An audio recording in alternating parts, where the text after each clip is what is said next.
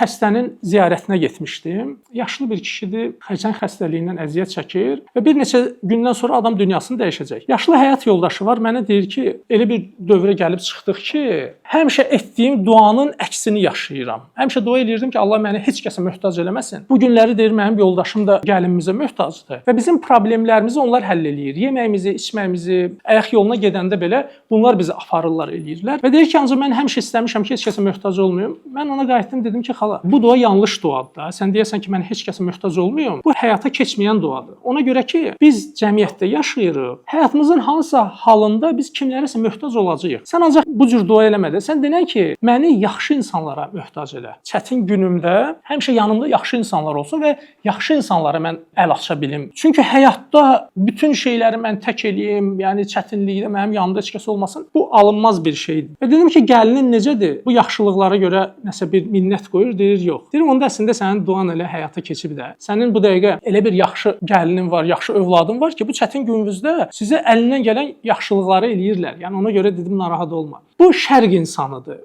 Mən bunları qərbli bir insana danışsam və o auditoriyanın qarşısında çıxış eləsəm, bu misalı heç vaxt çəkmərəm. Çünki sizlər empati qurdunuz məni ilə. Qərb insanı deyir ki, bu nə danışdı, bu nə dedi? Ümumiyyətlə, sən o yaşlının ayaq yoluna niyə aparmalısan? Yəni, mən onlarla ünsiyyət eləyirəm, onlarda belə bir anlayış yoxdur. Onlar deyir ki, yəni yaşlının xüsusi bir sığınacaqları var, aparırsan, ora qoyursan və orada ona baxırlar. Bundan bitdi. Yad əsərini kim oxuyub? O yad əsərində baş qəhrəmanın anası ölür. Anası ölən gün anlayır ki, anası ölür, bunun anası var, gedin onu dəfn eləyir və övlad ancaq lazımdır ki, valideyni orada aparıb dəfn eləsin. Yəni, onlar üçün bu çox pafosludur da. Yəni, biz üçünsə ancaq bu rutin həyat tərzidir. Bu cür yaşamaq, o cür yaşamaqdan, yəni sığortasız yaşamaqdan daha yaxşıdır mənə görə.